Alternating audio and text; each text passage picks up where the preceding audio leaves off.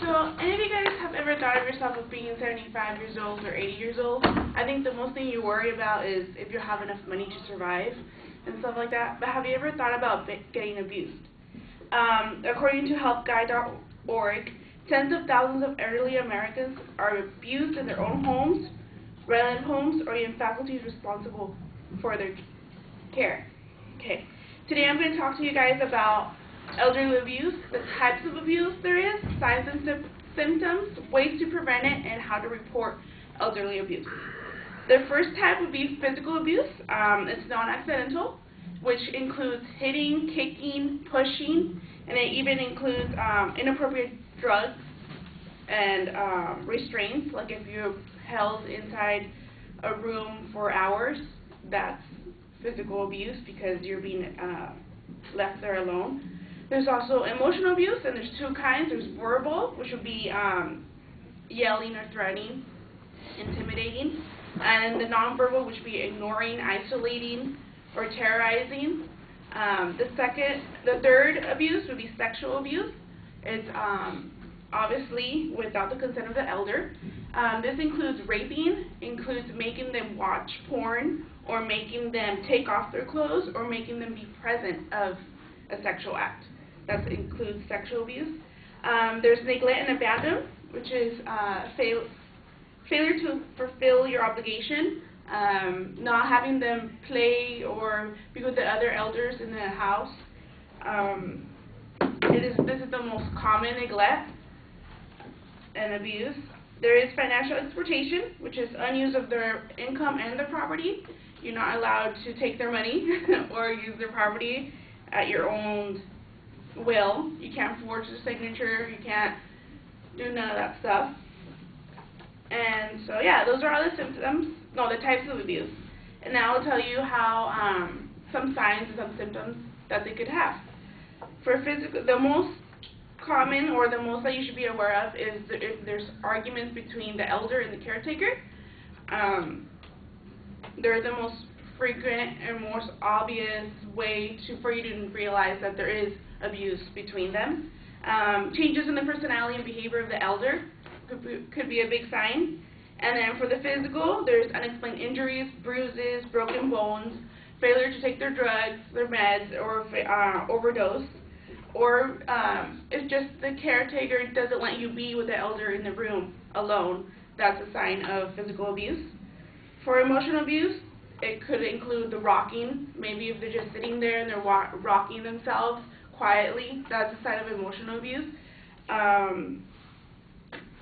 For sexual abuse, there's bruises in the genitals or breast area. There can be blood in the underclothing, which would be the underwear, and then general infections. Usually, elderly can't go to the restrooms by themselves. You have to go with them, or they probably use a diaper. That's how you could realize if there is sexual abuse with them. For neglect, there's weight loss. If they're extremely, all of a sudden, really skinny, that could be abandoned. They're not getting fed. They're not getting the proper medication. Like, each elder has their proper food they're supposed to eat, so you can tell if they're not getting the food. Their living conditions. If there's dust in their room, if you walk into the room, there's clothes on the floor, that's neglect or abandon. If it's 10 degrees outside and you see that they're outside without a sweater, that's neglect and abandon. If they don't take a shower, if they're unbathed and they smell or they've had the diaper on for a couple of days, that's neglect and abandon. And like if you go visit them like on a Monday and you go every day and you see them with the same clothing on, that's abandon or neglect. For financial, there would be with sudden withdrawals from their accounts. Like all of a sudden, if they had like thousands of dollars in the bank and then they just have hundreds, that could be a sign of financial abuse for them, which also includes the changes in their financial condition. Missing items in their stuff. Maybe you see that they had a watch that they've had for years and all of a sudden it's not there. Sudden changes in their will. Maybe they had all their children in their will, and then all of a sudden it's like a stranger's name under their will. Or addition of a name of the senior signature card. Every senior has a senior signature card that says like who is responsible for them. They could have a couple names, and if all of a sudden there's more names or names that you didn't even know of that he had family members, that's a sign of financial abuse. And then, well, if you really don't, you're like, oh, there's no elders in my life, and I don't really care, like, sucks for them, I'm not going to be old. It actually does affect all of us. According to the NCPA, elder abuse is estimated to cost Americans tens of billions of dollars annually in healthcare and social services. So it does affect us now, even though we're not old. And it's actually very common. 500 to 1 million reports of elder abuse recorded by authorities every year. That's only the tip of the iceberg. It says, according to the data from different states, for every case of elder abuse, another 12 or 13 are not. And then now I'm going to talk to you guys about ways to prevent it. The first main way is to listen to the senior and the caretaker. If they don't, or even if they don't want to talk to you, that's a sign, because usually they're scared that they're going to get more abuse after if they tell you. They're scared that you're not going to do anything. They're scared of, especially if it's a family member, it's like, I don't want to tell them that my son hits me, because they're embarrassed, like, I raised him. And then the second way to prevent it is intervene, get involved, do something about it. If you see that they have bruises, unexpected bruises, like, do something about it. The third one is educate, tell everybody about it. For example, me, I'm here telling you about it. That could help out a lot. Like that, like, you'll be able to see if your grandparents are getting hurt if they're at a home or with another family member. Okay, and then I'll tell you guys about how to report it. You call an Elder Care Locator, which is a nationwide. You just call, and then they direct you to Adult Protective Services, which is statewide. It ranges from different states, and then they'll take care of it. Even if it's not true that they're getting abused, they'll investigate and they'll protect the elder. So yeah, and then another, according to the NCPA, the National Elder Abuse Study found that more than 500 persons aged 16 and above were victims of domestic abuse, and that an estimated 84% of incidents are not reported by authorities. So it's a major cause because we're all going to get old one day, and it is our grandparents that are out there getting abused. And that's it.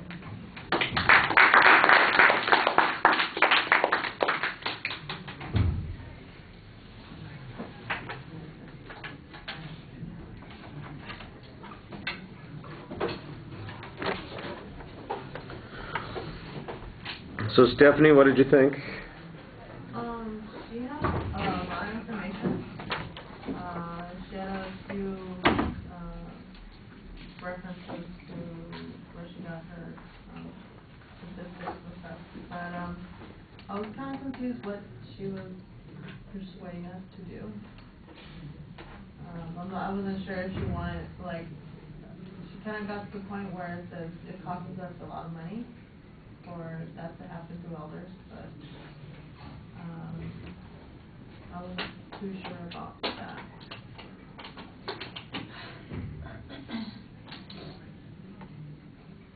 All right.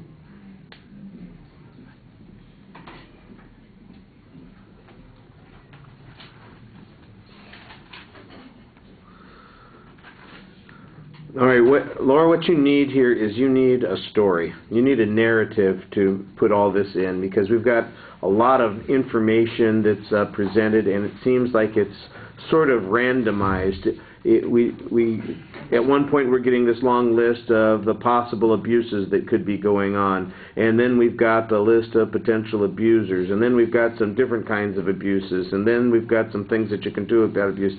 And I think you need to give us a visualization about a situation or circumstance, because we get plunged into this without really having much of a context, and I think that that's problematic. If you had a case story or example that you could follow throughout the presentation, that would make it a lot more relevant and a lot easier to connect all that information together with, instead of it just being, you know, here's another list, here's another list, here's another list of potential issues that's going on. I do think that you tried in a couple of places to develop a needs statement based on some pointing that there are costs that we're going to be faced with, that ultimately everybody is going to be in a circumstance where they might be elderly and thus potentially subject to abuse. But the visualization that we have, it makes it sound like, you know, elderly people are being rounded up in some corral and tortured someplace, and it's, you know, the circumstances that you are describing, we don't really get a description of what the circumstances are. So, for example, if you tell a story about somebody